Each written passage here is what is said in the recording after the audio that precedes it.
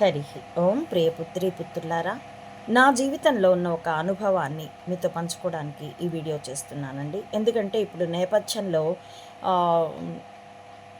ఒక గాయకుని ఒక అమ్మాయి ప్రవస్తి ఆరాధ్య కాబోలు తను కెరియర్ పొందకుండా అవకాశాలు రాకుండా అశ్లీలానికి మాస్ దానికి బాసటగా అనుకూలంగా ఉంటేనే తనకు అవకాశాలు కాబట్టి తను పెళ్ళిళ్ళలో కచేరీలు చేసుకుంటున్నాను అంటే దాని మీద ఆ విషయమై కొంతమంది సెలబ్రిటీలని ఆ అమ్మాయి క్లెయిమ్ చేసిన నేపథ్యంలో నేను ఈ వీడియో చేస్తున్నాను. ఆ నేపథ్యంలో ఆ కీరవాణి అనేటటువంటి అతడు ఆస్కార్ అవార్డులు కూడా కొంటారండి. ఆస్కార్లే కాదు, నోబెల్స్తో సహా.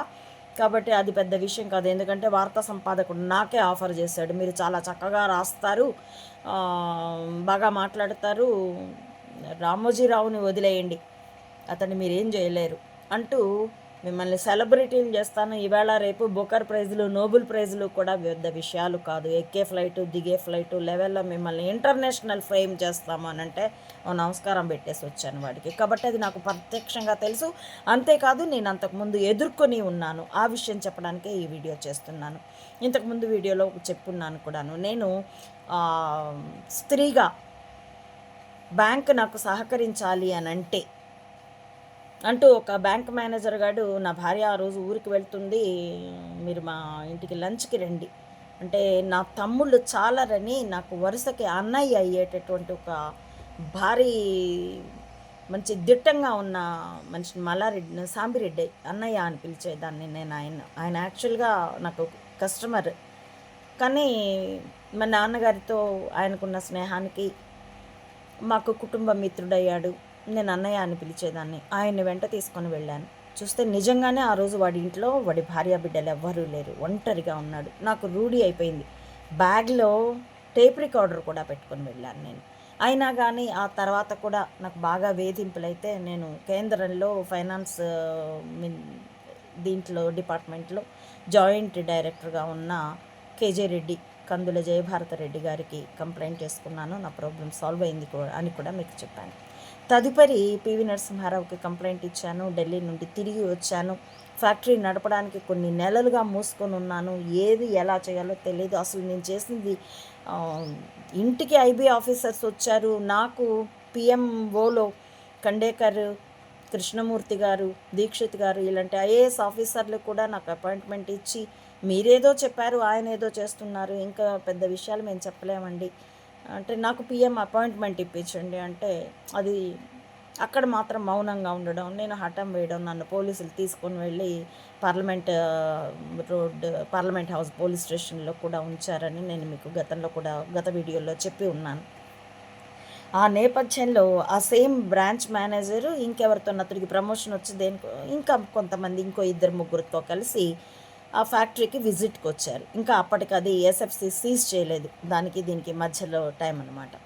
నేనా జరుగుతోంది ఏమిటి, సత్యమా అసత్యమా, ఏం జరుగుతోంది, ఎలా, ఇప్పుడు ఏమిటి నా లైఫ్ అన్నది, కుటుంబం లైఫ్ కూడాను ఈ స్పైన్లో వెళ్ళి పడ్డాము, నేర్చుకుంటున్నాను, కానీ ఎందుకు నేర్చుకుంటున్నానో తెలియదు, ఎందుకు కొట్టబడుతున్నానో తెలియదు, గందరగోళంలో ఉన్నప్పుడు ఆ బ్రాంచ్ మేనేజరు వెళ్ళి వచ్చారు. ఏదో అన్నారు.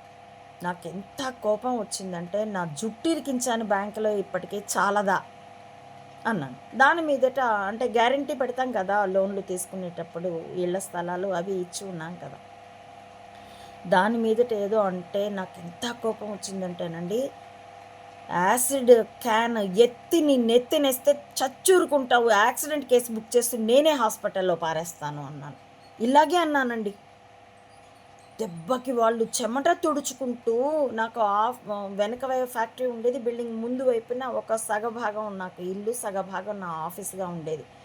ఆ ఆఫీస్లోంచి ఎలా పోర్టుకోలోకి ఊరికి ఆ సెక్యూరిటీ గార్డు ఫ్యాక్టరీ గేటు తెరవను కూడా తెరవకుండా వీళ్ళ గేటు తెరుచుకొని బయటకు పరిగెత్తేసి ఆ జీపెక్కేసి పరుగండి.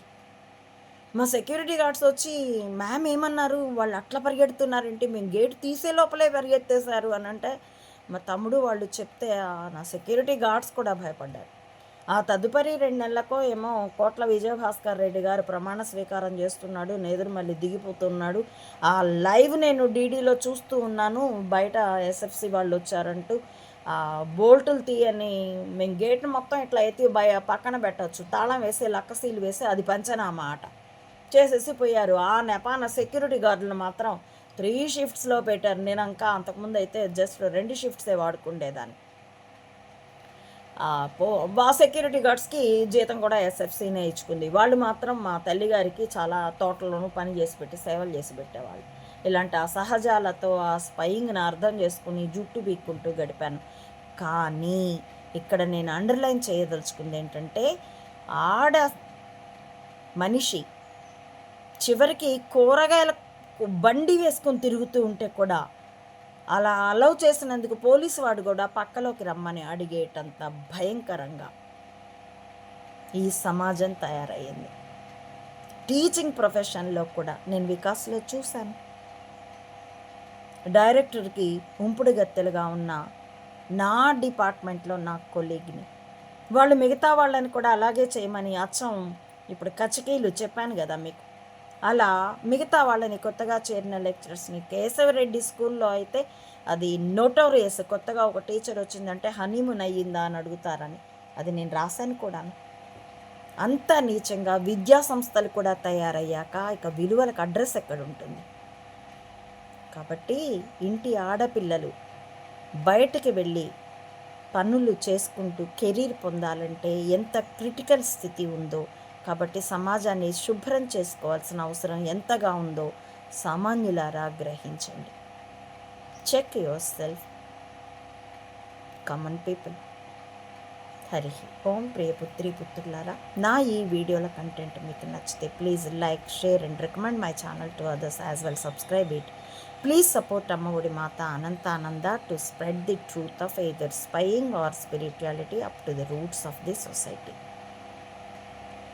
As well, support me financially also to win this war with wisdom as weapon. www. మెదళ్ళే ఆయుధాలుగా యుద్ధం. మీ జీవితాన్ని ప్రశాంతం చేసుకునేందుకు, మీ భావి తరాలకి ఫుడ్ దొరికేటందుకు, ఫుడ్ కోసం అన్డిక్లేర్డ్ వ్యభిచారం చెయ్యకుండా బ్రతకగలిగేటందుకోసం ఈ మెదళ్ళే ఆయుధాలుగా యుద్ధం. ఇందులో పాలు పంచుకోవాల్సిందిగా ప్రతి సామాన్యుల్ని కులమతాలకి, రాజకీయాలకి అతీతంగా స్వాగతిస్తున్నానండి. Thank you for watching.